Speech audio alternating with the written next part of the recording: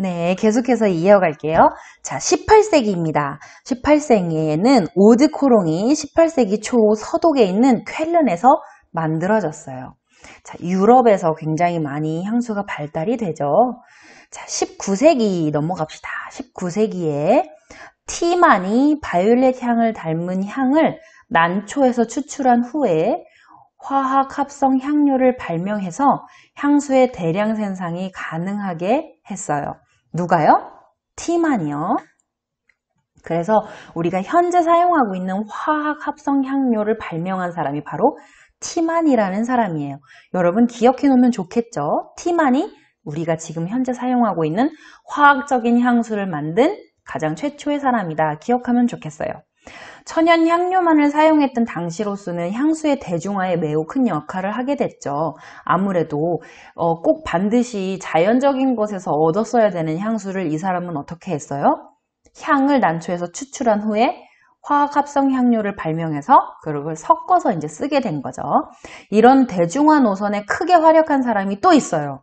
아주 유명한 사람 여러분들도 다 알아요. 밑에 써 있죠? 네, 겔랑입니다. 겔랑 화장품 브랜드 있잖아요. 엄청 유명하죠? 그래서 겔랑이 유명한 조향사였어요. 그래서 근대 향수의 아버지다라고 불립니다. 그 사람 이름이 바로 자크 겔랑이죠. 그래서 그 자크 겔랑이 만든 향수가 지금도 굉장히 유명하고 겔랑 향수를 쓰는 분들은 또 겔랑의 교수님이 느끼기에는 약간 좀 중후하고 무거운 느낌이 좀 있거든요. 근데 그 향을 좋아하시는 분들은 그것만 쓰더라고요. 그래서 그 자크 겔랑의 아주 유명한 그 향수 중에 향수가 있는데 뭐 벨르블루라, 미츠코, 야간 비행 이런 거는 지금도 베스트셀러예요. 그래서 지금도 굉장히 명품 지위를 누리고 있어요. 자, 20세기에 들어와서 우리가 그 전에까지만 해도 화학합성 향료를 발명해서 대중화가 됐다 했잖아요. 1910년에 들어와서는 알데하이드 향인 샤넬 넘버 5가 합성향의 대중화에 박차를 가게 돼요. 자, 알데하이드, 우리 저기 20계열 학생들 알데하이드 알죠? 알데하이드 뭐예요? 알데하이드는 그냥 통틀어서 부르는 거고 우리가 만약에 알데하이드가 탄소가 하나면 뭐예요? 알데하이드인데 탄소가 하나 있는 알데하이드를 뭐라고 해요?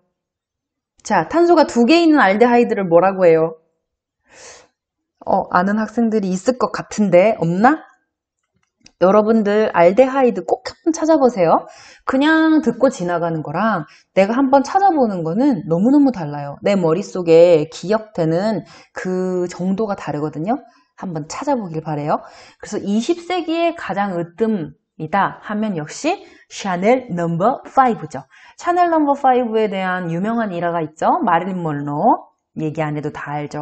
그 여자가 어떻게 했대요? 밤에 잘 때? 네. 밤에 잘 때 넘버 5를 입고 잔다고 했던 여자가 마릴린 먼로였죠.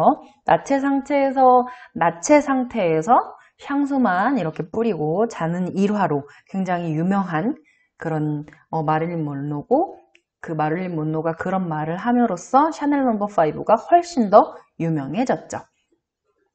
자, 샤넬 넘버 5 아직도 요즘도 이거는 모르는 사람이 없잖아요. 그쵸? 겔랑. 네, 겔랑의 향수입니다.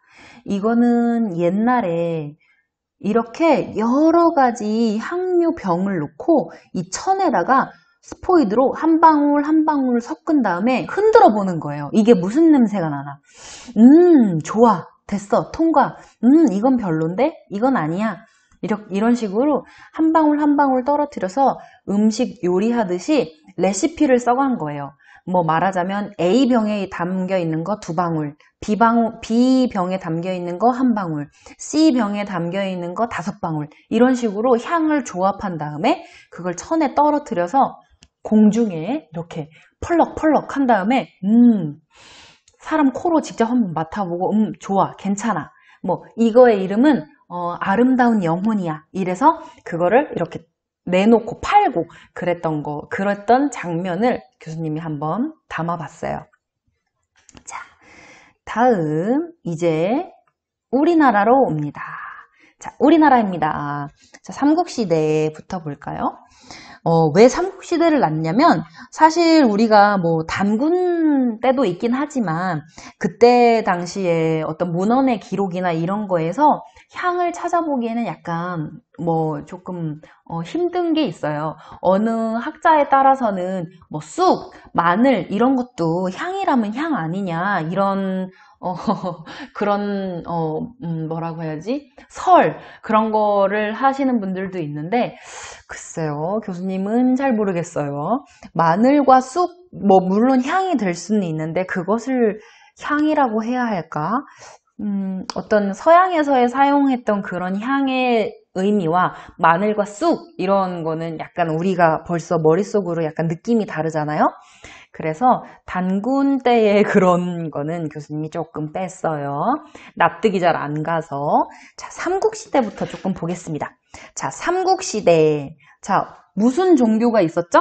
네, 맞아요. 불교가 있었어요. 불교하면 불교에서 그 뭐라고 하는 거지? 이렇게 불상 있고 불당에 올라가서 그 불상 앞에서 인사할 때 향을 피우잖아요. 그죠? 바로 그거예요. 그래서 불교의 전례로 인해서 향이 대중화가 됐던 때가 삼국시대예요. 그래서 372년 고구려의 승려, 그리고 382년 백제의 승려, 이렇게 승려들이 중국에 파견됐다가 이렇게 돌아오면서 향료를 함께 들여왔다고 해요. 그래서 결국에 불교에서 사용이 있습니다. 그 다음 통일신라 시대 볼게요. 통일신라 시대도 역시 우리 불교를 믿던 신라가 통일을 이루었기 때문에 불교의 전성기가 되죠. 그래서 향 문화의 전성기를 이루었던 때도 통일신라 시대입니다. 그래서 화랑 같은 경우에는 향낭을 몸에 지니고 다녔죠. 향낭, 여러분 여기 사진에서 향낭 찾아보세요. 향낭. 네, 향기 향자에 주머니 낭자를 써서 향낭이라고 하죠. 어디 있어요? 네, 여기 있죠, 여기. 이건 뭐예요? 향로. 여기 요거 있는 거, 향로. 이거는 향낭, 주머니. 이렇게 생겼죠. 그래서 요거를 저고리에 이제 다는 거예요, 바지춤이나. 자, 요렇게. 요거는 네모나게 생겼어요. 갑처럼 생겼죠, 갑. 그래서 향갑. 그래서 부르는 이름은 다르지만 이렇게 다 향을 담아서 우리나라 사람들도 달고 다녔어요. 외국 사람들은 몸에 향수를 뿌렸지만 우리 선조들은 향기 나는 물질을 이렇게 담아서 몸에 지니고 다녔어요. 훨씬 더 지속 시간이나 이런 게 길었겠죠. 그래서 화랑 같은 경우에는 향낭을 몸에 지니고 다녔고 또 곡물가루 같은 걸로 목욕을 해서 비린내를 제거하는 목적으로 향을 지니고 다녔대요. 아무래도 곡물가루로 목욕을 하고 나면 비린내가 날 수밖에 없죠. 쌀뜨물 같은 걸로 이렇게 세수하면 물론 피부에는 좋겠지만 약간 시간이 지나면 그 쌀 비린내가 올라오거든요. 그런 거를 없애기 위해서 향낭을 지니고 다녔답니다. 자, 고려시대 볼게요. 고려시대에는 남녀 모두가 화장을 했으며 이로 인해 향의 부흥시대를 맞이하게 되었다. 아까도 로마 시대에서 남녀가 화장을 다 했고 향의 부흥을 이뤘다라고 했죠. 우리나라도 비슷해요. 그 다음 조선시대로 넘어가겠습니다. 조선시대 같은 경우에는 이제 고려가 막을 내리면서 불교도 사실상은 끝이 나게 돼요. 그래서 숭유억불이라고 여러분 다 들어봤죠? 국사 시간에. 요새도 국사 배우는지 모르겠지만 숭유억불이라는 게 뭐예요? 불교를 굉장히 탄압하고 유교를 숭배하는 그런 시대가 바로 조선시대였단 말이에요. 그래서 유교 사상의 영향으로 인해서 향의 문화가 굉장히 저조하게 돼요. 그리고 외모보다는 내적인 미를 중요시하게 되죠. 왜 유교 사상으로 인해서 향 문화가 저조하게 됐을까? 이렇게 궁금증을 갖는 그 친구들이 있을까봐 하는 얘기인데 굉장히 우리가 생각할 때 가장 보수적인 시대였다고 보는 거죠. 그래서 몸에서 향이 난다는 것은 약간 이성을 유혹하는 그런 용도로 인식이 되는 거예요. 왜냐면 몸에서 향이 남으로써 사실 상대방에게 매력적으로 보이는 것은 사실이잖아요. 그렇기 때문에 유교 사상 같은 경우에는 굉장히 보수적이었기 때문에, 그리고 남자와 여자의 어떤 성차별적인 것이 굉장히 강했기 때문에 여자의 몸에서 좋은 향이 난다?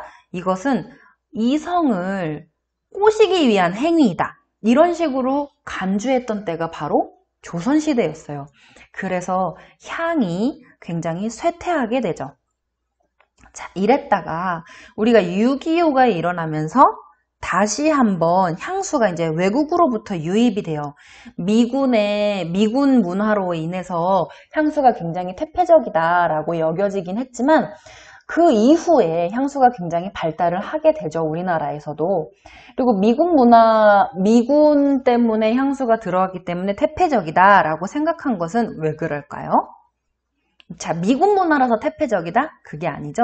미군을 상대하는, 미군에게 영업을 하는 미군 기지 주위에 있는 그 여성들, 직업 여성들이 미군에게 환심을 사기 위해 향수를 사용했기 때문에 그것이 태폐적이라고 여겼던 거예요. 참, 우리나라도 생각해보면 세상 이렇게 보수적인 나라가 없는 것 같아요. 그죠? 자, 계속해서 보겠습니다. 자, 이제는 향수의 종류를 좀 보겠는데요. 자, 아까 처음에 얘기했는데, 근대 향수는 그냥 옛날처럼 단순하게 물, 오일 이런 게 아니라 향료 플러스 알코올로 이루어졌다고 했잖아요. 근데 알코올과 향료의 비율에 따라서 우리가 부르는 이름이 달라져요. 그래서 농도에 대한 분류예요. 농도에 의한 분류.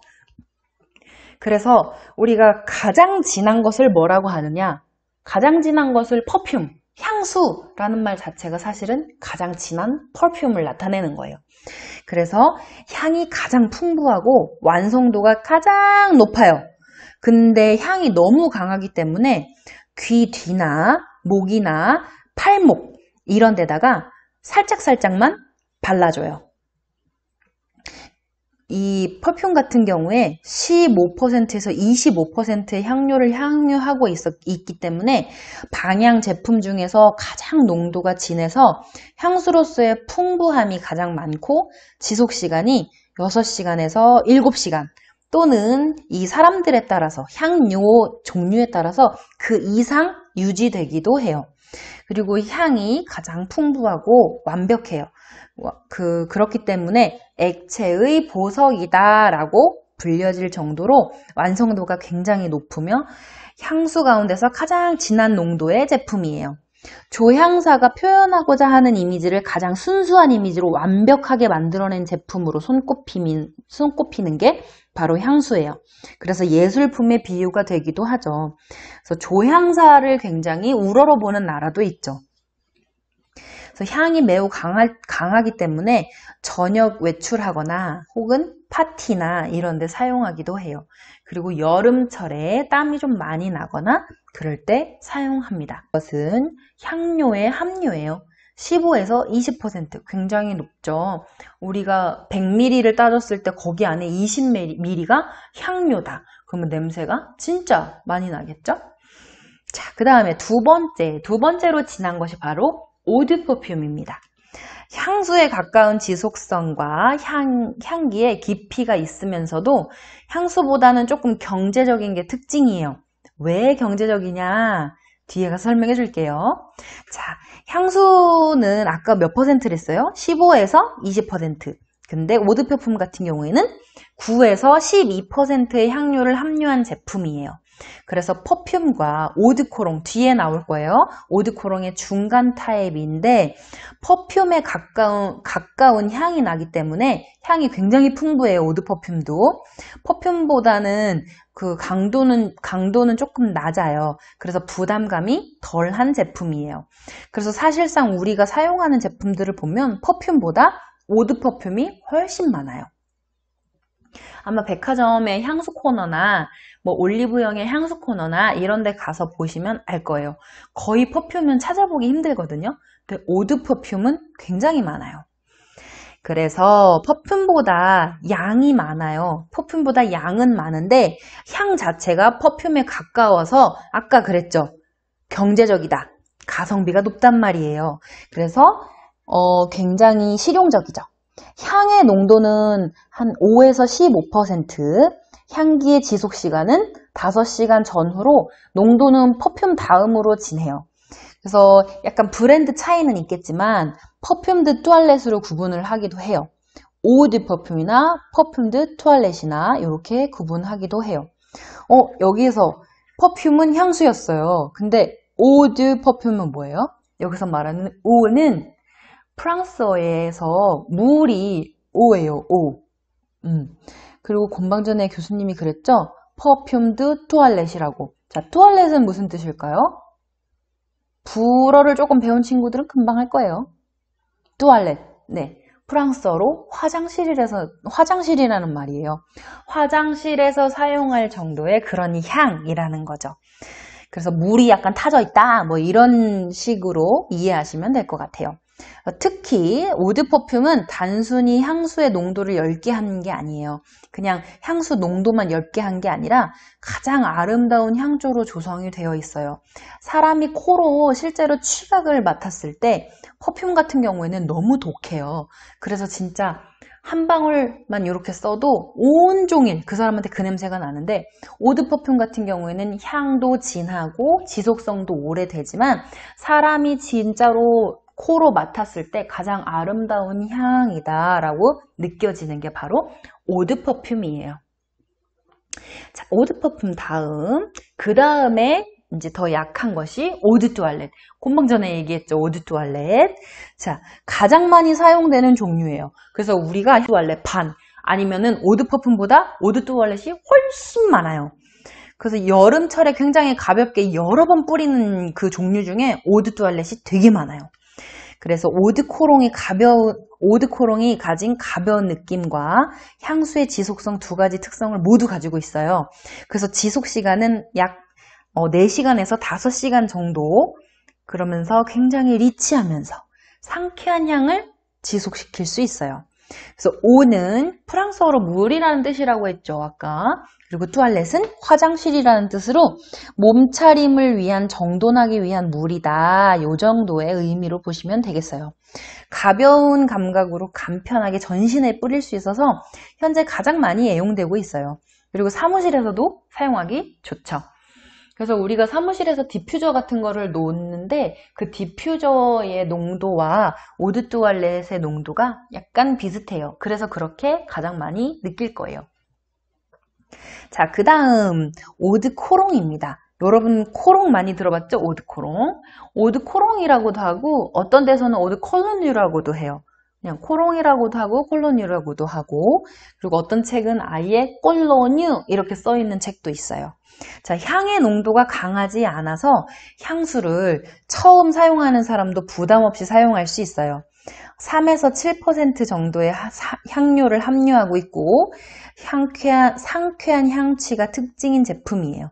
지속시간은 1시간에서 2시간 정도, 좀 짧죠. 그래서 코롱은 독일의 지명인 게롱의 프랑스식 발음이고 오드 코롱은 게롱의 물을 뜻한대요. 그래서 가볍고 리프레시한 효과가 있으며 운동 후나 목욕 후 전신에 사용하기 좋은 제품이에요. 자, 그 다음 이제 가장 낮은 농도 봅시다. 샤워 코롱이에요. 여러분들 샤워하고 나서 가볍게 몸에 칙칙칙 뿌리는 샤워 코롱, 뭐 바디 미스트라고 불리는 제품들, 그게 바로 샤워 코롱이에요. 특히 여름철 같을 때 여러분들 바디 미스트 같은 거 많이 뿌리죠? 자, 그 샤워 코롱입니다. 2에서 5%의 낮은 함량의 향료를 함유하고 있어요. 그래서 목욕이나 샤워 후에 전신을 산뜻하고 상쾌하게 유지를 시켜줍니다. 몸의 악취를 제거시켜주는 가볍고 신선한 타입의 바디 방향 제품으로 향취에 익숙하지 못한 사람들은 특히 부담 없이 사용할 수 있는 게 바로 샤워 코롱입니다. 자, 오늘은 여기까지 향수의 농도에 의한 분류까지 한번 보고요. 다음 주차에는 향기 타입에 의한 분류 계속해서 이어나가겠습니다. 오늘도 수고 많이 하셨습니다.